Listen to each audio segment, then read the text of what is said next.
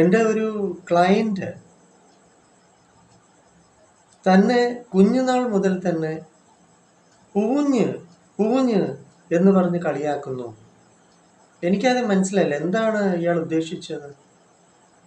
പിന്നീട് എനിക്ക് മനസ്സിലായത് ഇയാൾക്കൊരു കൂനുണ്ട്, ജന്മനാൽ തന്നെ ഇത്തിരി ഹഞ്ച് ബാക്ക് പോലെ ഉണ്ട്, ഒരു മുഴ പോലെ. ഒട്ടകത്തിന് നമ്മൾ കാണത്തില്ലേ, ഒട്ടകത്തിൻ്റെ മുതുകിൽ ഉണ്ടാകുന്നതായിട്ടുള്ള ഒരു മുഴ പോലെ. അത്രയ്ക്കൊന്നുമില്ല, എന്നാൽ ഇത്തിരി കൂനും അത്തരം ഒരു ഇഫക്റ്റ് അയാളുടെ ജന്മസിദ്ധമായിട്ടുണ്ട്. ഇത് ഇയാളെ മാനസികമായിട്ട് വല്ലാതെ തളർത്തുന്നു. സ്കൂളിൽ പഠിക്കുന്ന കാലം മുതൽ തന്നെ, പിൽക്കാലത്ത് കോളേജിൽ വന്നപ്പോഴാണ് ഇയാളെ പൂഞ്ഞ്. അപ്പോൾ പൂഞ്ഞെന്ന് പറഞ്ഞാൽ കൂനെന്നാണ് അർത്ഥം.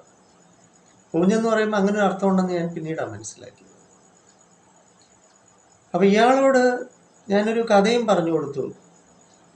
പണ്ട് ഒരു സങ്കല്പം, ഒരു സാങ്കല്പികമായിട്ടുള്ളൊരു സ്റ്റോറി.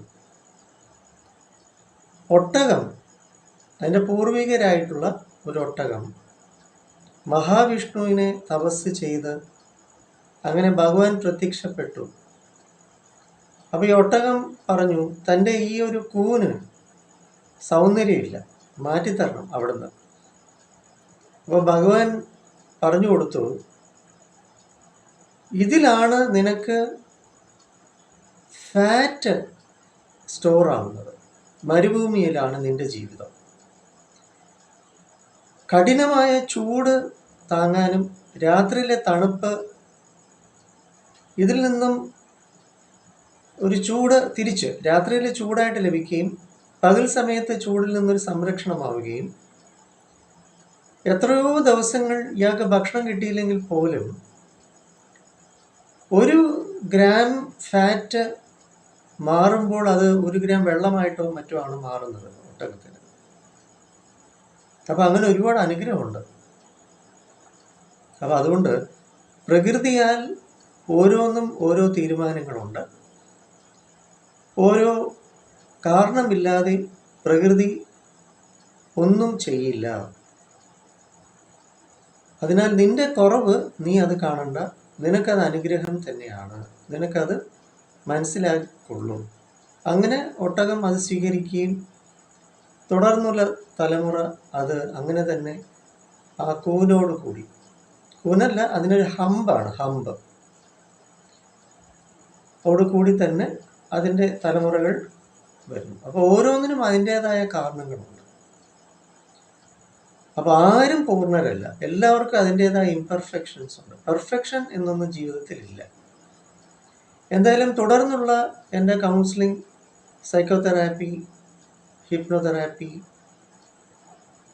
റിലാക്സേഷൻ ടെക്നിക്സിലൂടെ ഈ വന്ന അദ്ദേഹത്തിൻ്റെ മനോഭാവം മാറുകയും, കാരണം കൂന് മാറ്റിക്കൊടുക്കാൻ നമുക്ക് സാധ്യമല്ലല്ലോ, അത് സയൻറ്റിഫിക്കലി ബുദ്ധിമുട്ടാണ്, പോസിബിൾ അല്ല.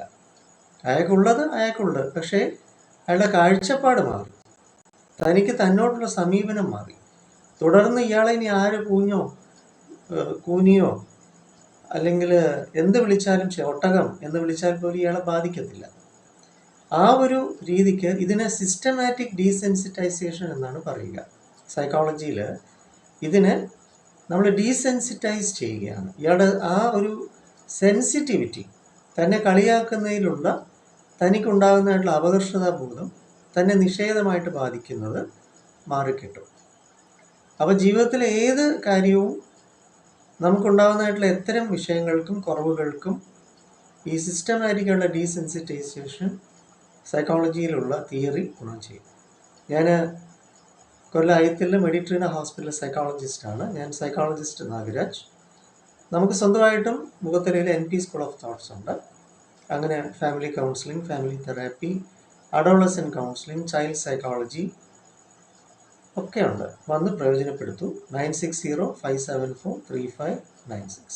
അതുകൊണ്ട് അറിവിൻ്റെ മുത്തുകളായി നാം തീരുക, ജീവിതം ധന്യവും പുണ്യവുമാക്കി തീർക്കുക. പ്രതിസന്ധികൾ നമുക്ക് എപ്പോഴും ഉണ്ട്, തരണം ചെയ്യുക തന്നെ വേണം, കടന്നു പോവുക തന്നെ വേണം. വരിക.